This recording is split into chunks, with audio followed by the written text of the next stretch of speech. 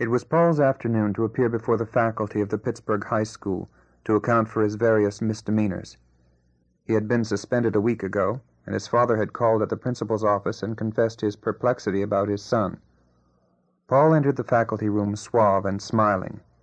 His clothes were a trifle outgrown, and the tan velvet on the collar of his open overcoat was frayed and worn, but for all that there was something of the dandy about him, and he wore an opal pin in his neatly knotted black four-in-hand, and a red carnation in his buttonhole. This latter adornment the faculty somehow felt was not properly significant of the contrite spirit befitting a boy under the ban of suspension.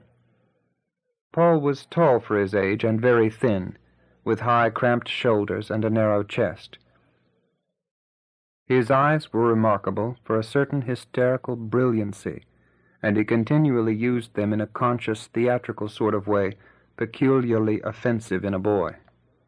When questioned by the principal as to why he was there, Paul stated politely enough that he wanted to come back to school. This was a lie, but Paul was quite accustomed to lying, found it indeed indispensable for overcoming friction. His teachers were asked to state their respective charges against him, which they did with such a rancor and aggrievedness as evinced that this was not a usual case. Disorder and impertinence were among the offenses named, yet each of his instructors felt that it was scarcely possible to put into words the real cause of the trouble, which lay in a sort of hysterically defiant manner of the boys, in the contempt which they all knew he felt for them, and which he seemingly made not the least effort to conceal. Once, when he had been making a synopsis of a paragraph at the blackboard, his English teacher had stepped to his side and attempted to guide his hand. Paul had started back with a shudder, and thrust his hands violently behind him. The astonished woman could scarcely have been more hurt and embarrassed had he struck at her. The insult was so involuntary and definitely personal as to be unforgettable.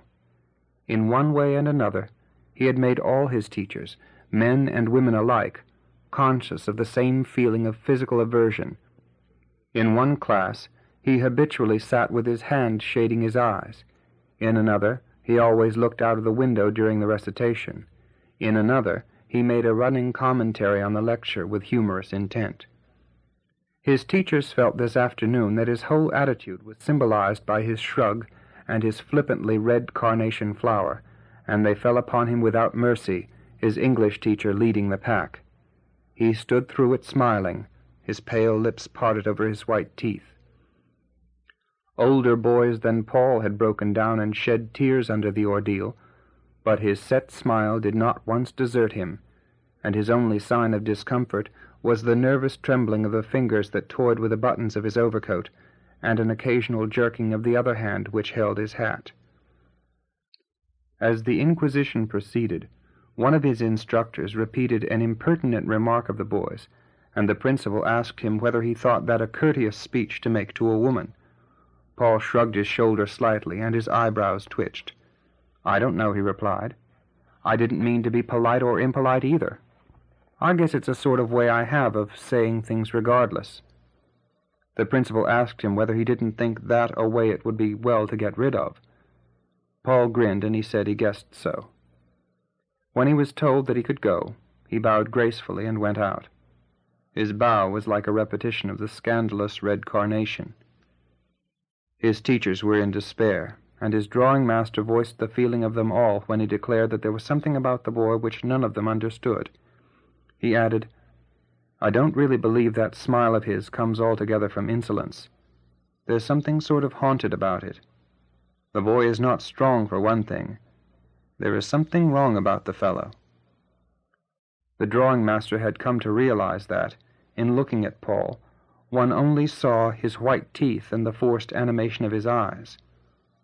One warm afternoon the boy had gone to sleep at his drawing-board, and his master had noted with amazement what a white, blue-veined face it was, drawn and wrinkled like an old man's about the eyes, the lips twitching even in his sleep.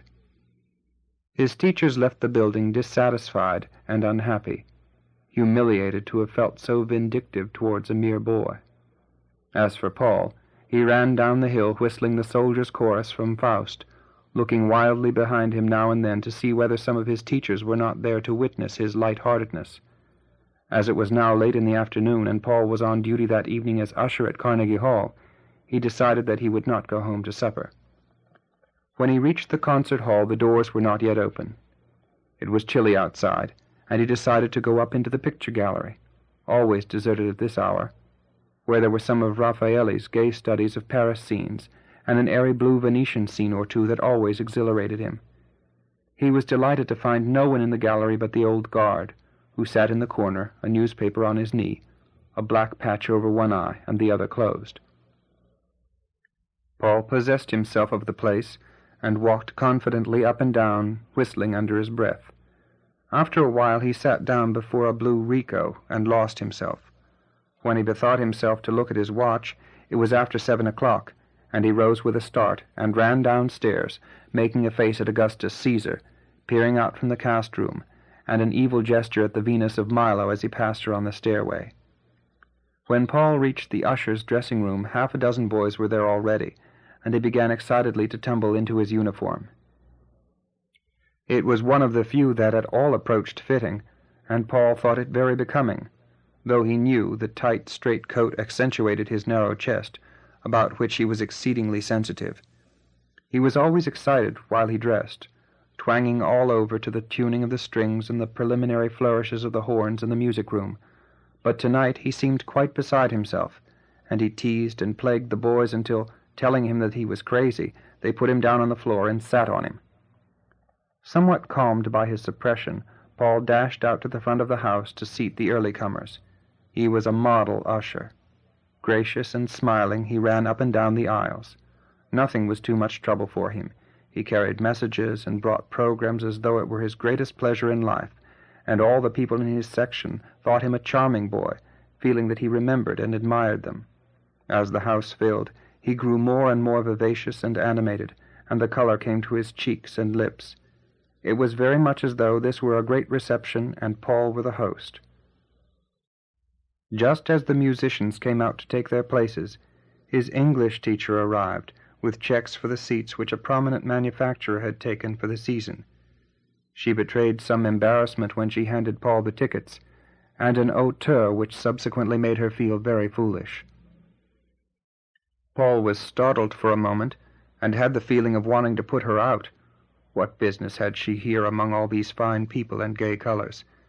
He looked her over and decided that she was not appropriately dressed, and must be a fool to sit downstairs in such togs.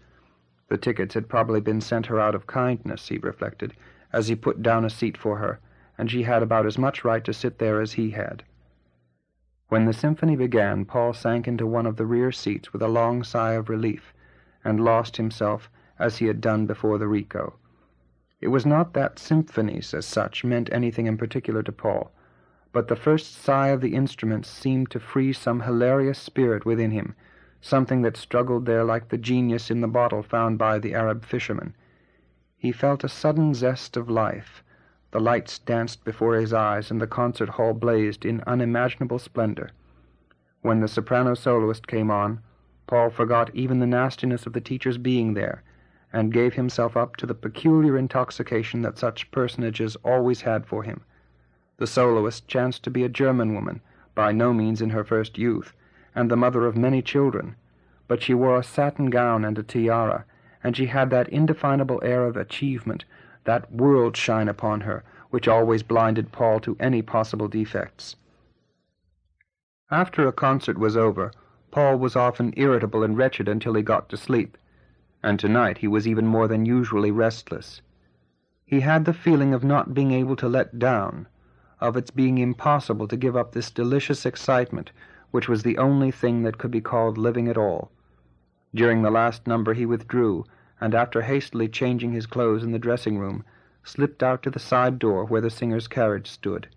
Here he began pacing rapidly up and down the walk, waiting to see her come out. Over yonder the Schenley, in its vacant stretch, loomed big and square through the fine rain. All the actors and singers of any importance stayed there when they were in the city. Paul had often hung about the hotel, watching the people go in and out, longing to enter and leave schoolmasters and dull care behind him forever. At last the singer came out, accompanied by the conductor, who helped her into her carriage and closed the door with a cordial Auf Wiedersehen, which set Paul to wondering whether she were not an old sweetheart of his. Paul followed the carriage over to the hotel, walking so rapidly as not to be far from the entrance when the singer alighted and disappeared behind the swinging glass doors, which were opened by a doorman in a tall hat and a long coat. In the moment that the door was ajar, it seemed to Paul that he too entered. He seemed to feel himself go after her up the steps, into the warm lighted building, into an exotic, a tropical world of shining, glistening surfaces and basking ease. There it was, what he wanted, tangibly before him, like the fairy world of a Christmas pantomime. As the rain beat in his face, Paul wondered whether he were destined always to shiver in the black night outside, looking up at it. He turned and walked reluctantly toward the car tracks. The end had to come sometime. His father in his night-clothes at the top of the stairs, explanations that did not explain, hastily improvised fictions that were forever tripping him up, his upstairs room and its horrible yellow wallpaper, the creaky bureau with the greasy plush collar box, and over his painted wooden bed the pictures of George Washington and John Calvin, and the framed motto, "Feed my lambs," which had been worked in red worsted by his mother, whom Paul could not remember. Half an hour later, Paul alighted from the Negley Avenue streetcar and went slowly down one of the side streets of the main thoroughfare. It was a highly respectable street, where all the houses were exactly alike, and where businessmen of moderate means begot and reared large families of children, all of whom went to Sabbath school and learned the shorter catechism and were interested in arithmetic, all of whom were as exactly alike as their homes, and of a piece with the monotony in which they lived. Paul never went up Cordelia Street without a shudder of loathing. His home was next to the house of the Cumberland minister.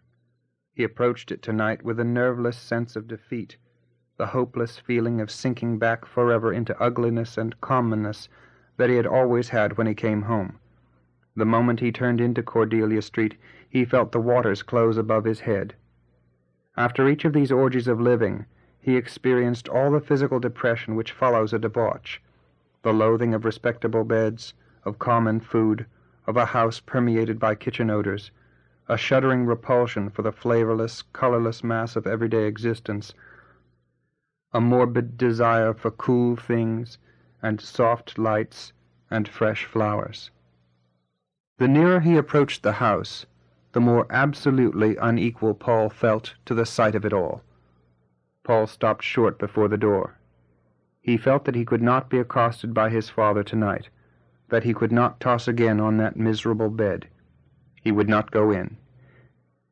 He would tell his father that he had no car fare, and it was raining so hard he had gone home with one of the boys and stayed all night. Meanwhile, he was wet and cold. He went around to the back of the house and tried one of the basement windows, found it open, raised it cautiously, and scrambled down the cellar wall to the floor. There he stood, holding his breath, terrified by the noise he had made, but the floor above him was silent, and there was no creak on the stairs. He found a soap box, and carried it over to the soft ring of light that streamed from the furnace door, and sat down. He was horribly afraid of rats, so he did not try to sleep, but sat looking distrustfully at the dark, still terrified lest he might have awakened his father. In such reactions, after one of the experiences which made days and nights out of the dreary blanks of the calendar, when his senses were deadened, Paul's head was always singularly clear. Suppose his father had heard him getting in at the window, and had come down and shot him for a burglar. Then again, suppose his father had come down pistol in hand, and he had cried out in time to save himself, and his father had been horrified to think how nearly he had killed him. Then again, suppose a day should come when his father would remember that night, and wish there had been no warning cry to stay his hand. With this last supposition Paul entertained himself until daybreak. The following Sunday was fine. The sodden November chill was broken by the last flash of autumnal summer. In the morning, Paul had had to go to church and Sabbath school, as always. On this last Sunday in November, Paul sat all afternoon on the lowest step of his stoop, staring into the street, while his sisters, in their rockers, were talking to the minister's daughters next door about how many shirtwaists they had made in the last week, and how many waffles someone had eaten at the last church supper. Today Paul's father, on the top step, was talking to a young man who shifted a restless baby from knee to knee. He happened to be the young man who was daily held up to Paul as a model, and after whom it was his father's dearest hope that he would pattern. This young man was of a ruddy complexion, with a compressed red mouth, and faded near-sighted eyes, over which he wore thick spectacles with gold bows that curved about his ears. He was clerk to one of the magnates of a great steel corporation, and was looked upon in Cordelia Street as a young man with a future. There was a story that some 5 years ago, he was now barely 26, he had been a trifle dissipated, but in order to curb his appetites and save the loss of time and strength that a sowing of wild oats might have entailed, he had taken his chief's advice, oft reiterated to his employees, and at 21 had married the first woman whom he could persuade to share his fortunes. She happened to be an angular schoolmistress, much older than he, who also wore thick glasses, and who had now borne him 4 children, all nearsighted like herself. The young man was relating how his chief, now cruising in the Mediterranean, kept in touch with all the details of the business, arranging his office hours on his yacht just as though he were at home, and knocking off work enough to keep 2 stenographers busy. His father told, in turn, the plan his corporation was considering of putting in an electric railway plant at Cairo. Paul snapped his teeth. He had an awful apprehension that they might spoil it all before he got there. Yet he rather liked to hear these legends of iron kings that were told and retold on Sundays and holidays, these stories of palaces in Venice, yachts on the Mediterranean, and high play at Monte Carlo appealed to his fancy, and he was interested in the triumphs of cash boys who had become famous, though he had no mind for the cash boy stage. After supper was over, and he had helped to dry the dishes, Paul nervously asked his father whether he could go to George's to get some help with his geometry, and still more nervously asked for car fare. This latter request he had to repeat, as his father on principle did not like to hear requests for money, whether much or little. He asked Paul whether he could not go to some boy who lived nearer, and told him that he ought not to leave his homework till Sunday, but he gave him the dime. He was not a poor man, but he had a worthy ambition to come up in the world. His only reason for allowing Paul to usher was that he thought the boy ought to be earning a little. Paul bounded upstairs, scrubbed the greasy odor of the dishwater from his hands with the ill-smelling soap he hated, and then shook over his fingers a few drops of violet water from the bottle he kept hidden in his drawer.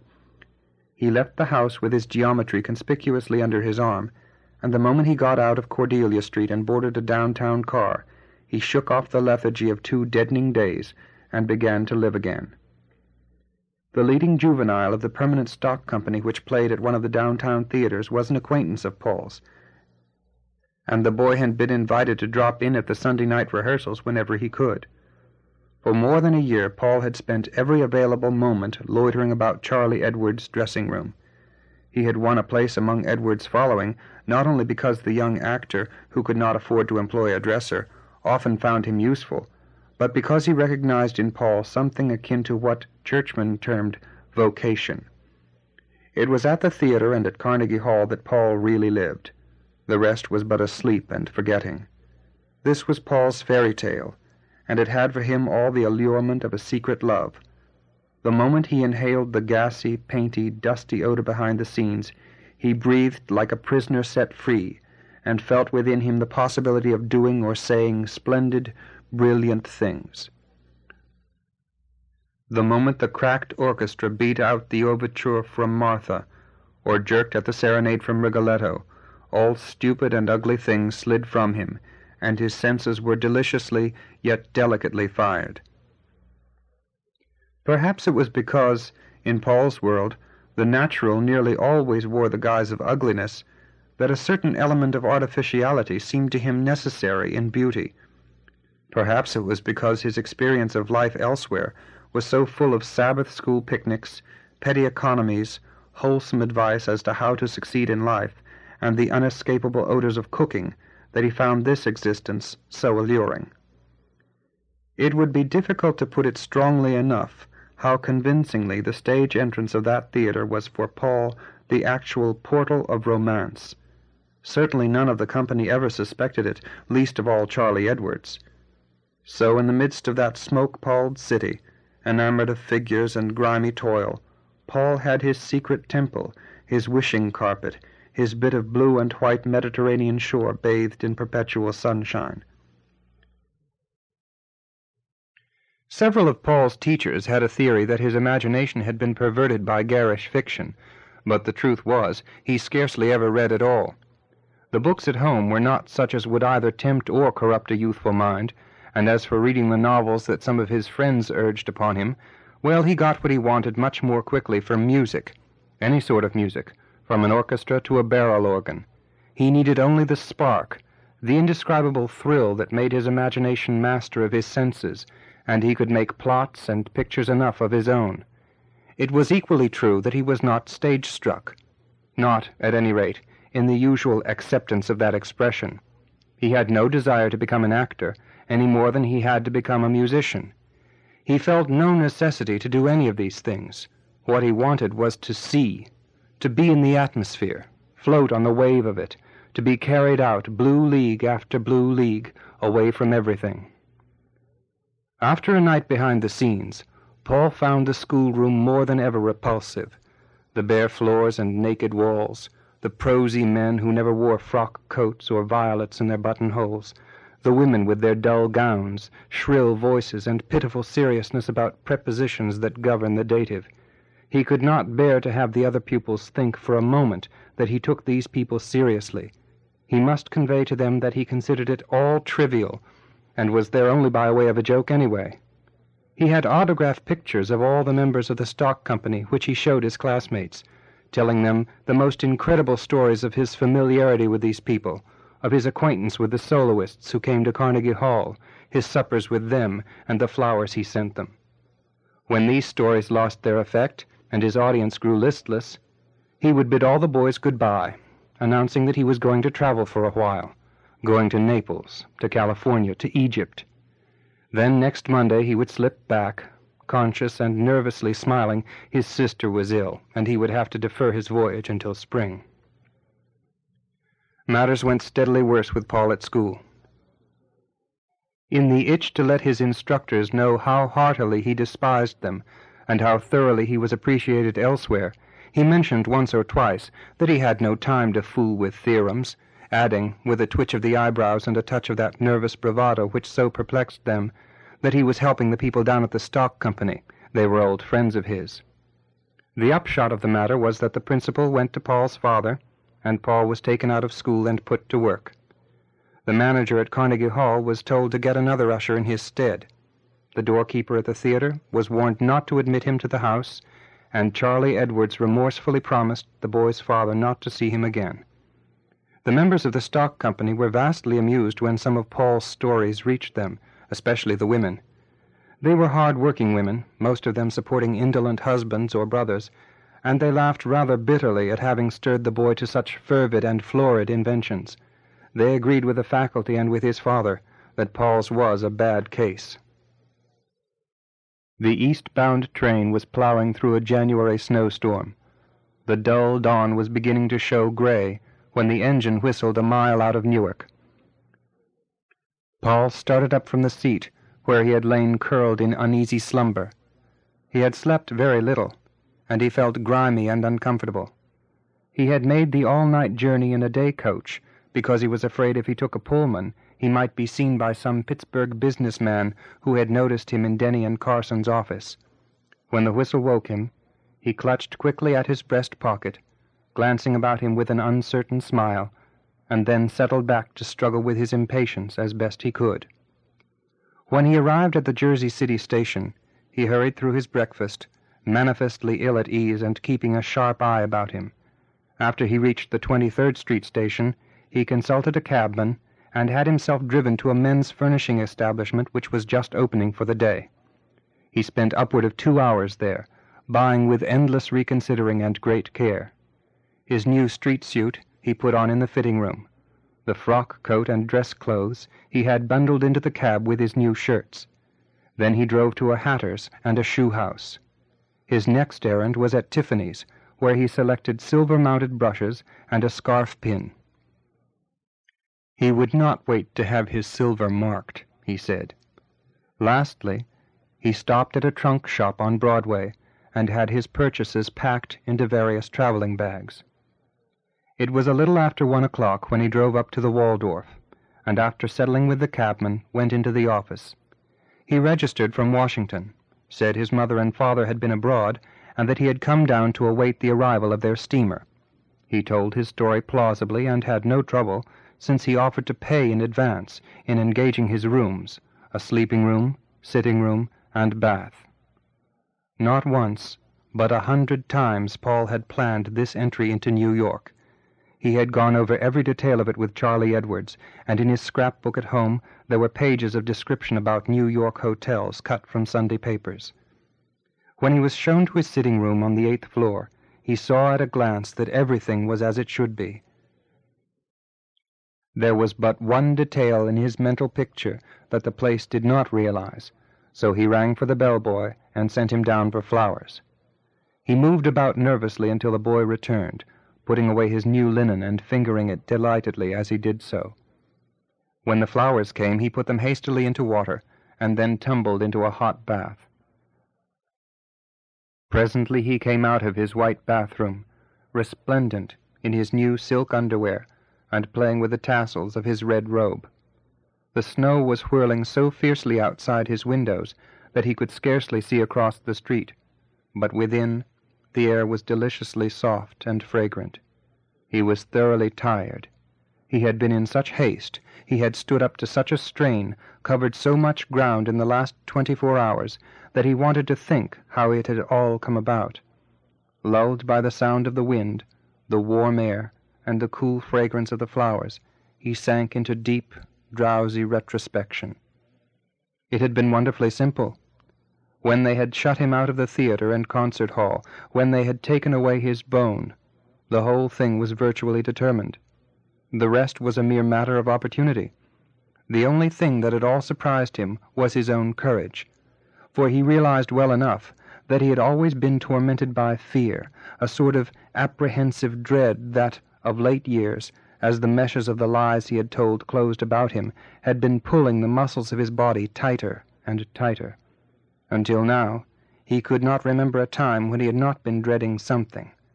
Even when he was a little boy, it was always there, behind him, or before, or on either side. There had always been the shadowed corner, the dark place into which he dared not look, but from which something seemed always to be watching him, and Paul had done things that were not pretty to watch, he knew. But now he had a curious sense of relief, as though he had at last thrown down the gauntlet to the thing in the corner. Yet it was but a day since he had been sulking in the traces, but yesterday afternoon that he had been sent to the bank with Denny and Carson's deposit, as usual, but this time he was instructed to leave the book to be balanced. There was above $2,000 in checks, and nearly 1,000 in the bank notes, which he had taken from the book and quietly transferred to his pocket. At the bank he had made out a new deposit slip. His nerves had been steady enough to permit of his returning to the office, where he had finished his work and asked for a full day's holiday tomorrow, Saturday, giving a perfectly reasonable pretext. The bank book, he knew, would not be returned before Monday or Tuesday, and his father would be out of town for the next week. From the time he slipped the bank notes into his pocket until he boarded the night train for New York, he had not known a moment's hesitation. How astonishingly easy it had all been. Here he was, the thing done, and this time there would be no awakening, no figure at the top of the stairs. He watched the snowflakes whirling by his window until he fell asleep. When he awoke, it was 4 o'clock in the afternoon. He bounded up with a start, one of his precious days gone already. He spent nearly an hour in dressing, watching every stage carefully in the mirror. Everything was quite perfect. He was exactly the kind of boy he had always wanted to be. When he went downstairs, Paul took a carriage and drove up Fifth Avenue toward the park. The snow had somewhat abated. Carriages and tradesmen's wagons were hurrying soundlessly to and fro in the winter twilight. Boys in woolen mufflers were shoveling off the doorsteps. The avenue stages made fine spots of color against the white street. Here and there on the corners, whole flower gardens bloomed behind glass windows, against which the snowflakes stuck and melted. Violets, roses, carnations, lilies of the valley, somehow vastly more lovely and alluring that they blossomed thus unnaturally in the snow. The park itself was a wonderful stage winter-piece. When he returned, the pause of the twilight had ceased, and the tune of the streets had changed. The snow was falling faster. Lights streamed from the hotels that reared their many stories fearlessly up into the storm, defying the raging Atlantic winds. Above, about, within it all, was the rumble and roar, the hurry and toss of thousands of human beings as hot for pleasure as himself, and on every side of him towered the glaring affirmation of the omnipotence of wealth. The boy set his teeth and drew his shoulders together in a spasm of realization. The plot of all dramas, the text of all romances, the nerve stuff of all sensations was whirling about him like the snowflakes. He burnt like a torch in a tempest. When Paul came down to dinner, the music of the orchestra floated up the elevator shaft to greet him. As he stepped into the thronged corridor, he sank back into one of the chairs against the wall to get his breath. The lights, the chatter, the perfumes, the bewildering medley of color, he had for a moment the feeling of not being able to stand it. But only for a moment. These were his own people, he told himself. He went slowly about the corridors, through the writing rooms, smoking rooms, reception rooms, as though he were exploring the chambers of an enchanted palace built and peopled for him alone. When he reached the dining room, he sat down at a table near a window. The flowers, the white linen, the many-colored wine glasses, the low popping of corks, the undulating repetitions of the Blue Danube from the orchestra, all flooded Paul's dream with bewildering radiance.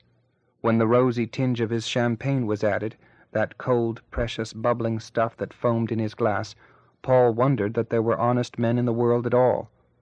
This was what all the world was fighting for, he reflected. This was what all the struggle was about. He doubted the reality of his past. Had he ever known a place called Cordelia Street? Oh, that belonged to another time and country. Had he not always been thus?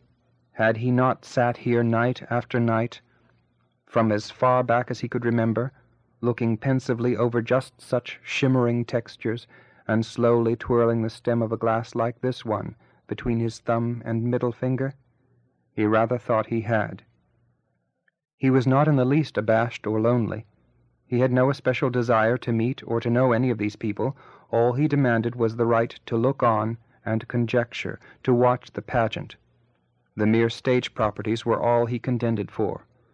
Nor was he lonely later in the evening, in his loge at the opera. He was entirely rid of his nervous misgivings, of his forced aggressiveness, of the imperative desire to show himself different from his surroundings. He felt now that his surroundings explained him. Nobody questioned the purple. He had only to wear it passively. He had only to glance down at his dress coat to reassure himself that here it would be impossible for anyone to humiliate him. He found it hard to leave his beautiful sitting room to go to bed that night, and sat long watching the raging storm from his turret window. When he went to sleep, it was with the lights turned on in his bedroom, partly because of his old timidity, and partly so that, if he should wake in the night, there would be no wretched moment of doubt, no horrible suspicion of yellow wallpaper or of Washington and Calvin above his bed. On Sunday morning the city was practically snowbound. Paul breakfasted late, and in the afternoon he fell in with a wild San Francisco boy, a freshman at Yale, who said he had run down for a little flyer over Sunday. The young man offered to show Paul the night side of the town, and the two boys went off together after dinner, not returning to the hotel until 7 o'clock the next morning. They had started out in the confiding warmth of a champagne friendship, but their parting in the elevator was singularly cool, The freshman pulled himself together to make his train, and Paul went to bed. He woke at 2 o'clock in the afternoon, very thirsty and dizzy, and rang for ice water, coffee, and the Pittsburgh papers. On the part of the hotel management, Paul excited no suspicion. There was this to be said for him, that he wore his spoils with dignity and in no way made himself conspicuous. His chief greediness lay in his ears and eyes, and his excesses were not offensive ones. His dearest pleasures were the gray winter twilights in his sitting room, his quiet enjoyment of his flowers, his clothes, his wide divan, his cigarette, and his sense of power. He could not remember a time when he had felt so at peace with himself. The mere release from the necessity of petty lying every day and every day, restored his self-respect. He had never lied for pleasure, even at school, but to make himself noticed and admired, to assert his difference from the other Cordelia Street boys. And he felt a good deal more manly, more honest even, now that he had no need for boastful pretensions, now that he could, as his actor friends used to say, dress the part. It was characteristic that remorse did not occur to him. His golden days went by without a shadow, and he made each as perfect as he could. On the 8th day after his arrival in New York, he found the whole affair exploited in the Pittsburgh papers, exploited with the wealth of detail which indicated that local news of a sensational nature was at a low ebb. The firm of Denny and Carson announced that the boy's father had refunded the full amount of his theft, and that they had no intention of prosecuting. The Cumberland minister had been interviewed, and expressed his hope of yet reclaiming the motherless lad, and Paul's Sabbath school teacher declared that she would spare no effort to that end. The rumor had reached Pittsburgh that the boy had been seen in a New York hotel, and his father had gone east to find him and bring him home. Paul had just come in to dress for dinner. He sank into a chair, weak in the knees, and clasped his head in his hands. It was to be worse than jail even.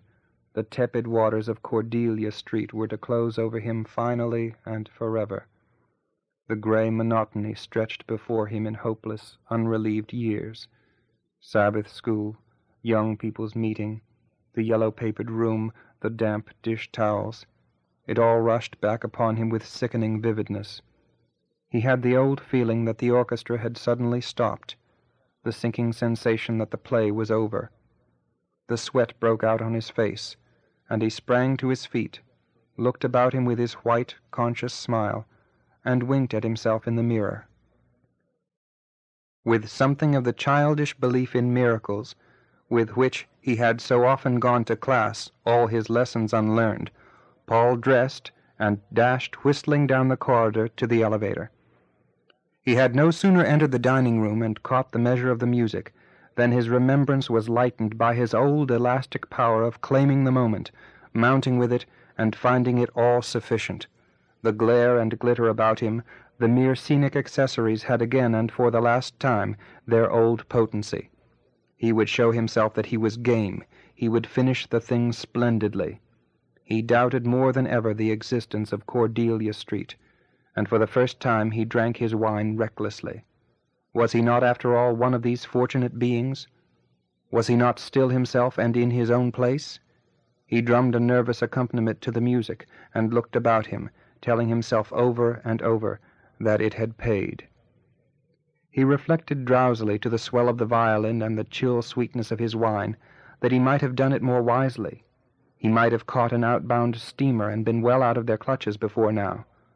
But the other side of the world had seemed too far away and too uncertain then. He could not have waited for it. His need had been too sharp. If he had to choose over again, he would do the same thing tomorrow. He looked affectionately about the dining room, now gilded with a soft mist. Ah, it had paid indeed. Paul was awakened next morning by a painful throbbing in his head and feet. He had thrown himself across the bed without undressing, and had slept with his shoes on. His limbs and hands were lead-heavy, and his tongue and throat were parched.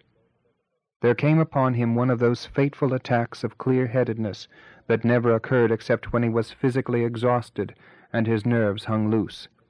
He lay still and closed his eyes and let the tide of realities wash over him. His father was in New York, stopping at some joint or other, he told himself. The memory of successive summers on the front stoop fell upon him like a weight of black water. He had not $100 left, and he knew now more than ever that money was everything, the wall that stood between all he loathed and all he wanted. The thing was winding itself up. He had thought of that on his first glorious day in New York, and had even provided a way to snap the thread. It lay on his dressing table now. He had got it out last night when he came blindly up from dinner, but the shiny metal hurt his eyes, and he disliked the look of it anyway. He rose and moved about with painful effort, succumbing now and again to attacks of nausea. It was the old depression exaggerated. All the world had become Cordelia Street. Yet somehow he was not afraid of anything, was absolutely calm, perhaps because he had looked into the dark corner at last, and knew. It was bad enough, what he saw there, but somehow not so bad as his long fear of it had been. He saw everything clearly now. He had a feeling that he had made the best of it, that he had lived the sort of life he was meant to live, and for half an hour he sat staring at the revolver point. But he told himself that was not the way, so he went downstairs and took a cab to the ferry. When Paul arrived at Newark, he got off the train and took another cab, directing the driver to follow the Pennsylvania tracks out of the town. The snow lay heavy on the roadways and had drifted deep in the open fields.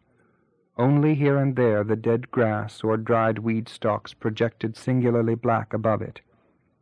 Once well into the country, Paul dismissed the carriage and walked, floundering along the tracks, his mind a medley of irrelevant things. He seemed to hold in his brain an actual picture of everything he had seen that morning. He remembered every feature of both his drivers, the toothless old woman from whom he had bought the red flowers in his coat, the agent from whom he had got his ticket, and all of his fellow passengers on the ferry. His mind, unable to cope with vital matters near at hand, worked feverishly and deftly at sorting and grouping these images. They made for him a part of the ugliness of the world, of the ache in his head, and the bitter burning on his tongue. He stooped and put a handful of snow into his mouth as he walked, but that too seemed hot. When he reached a little hillside where the tracks ran through a cut some 20 feet below him, he stopped and sat down. The carnations in his coat were drooping with the cold. He noticed all their red glory was over. It occurred to him that all the flowers he had seen in the show windows that first night must have gone the same way, long before this.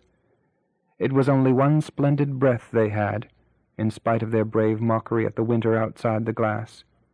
It was a losing game in the end, it seemed, this revolt against the homilies by which the world is run.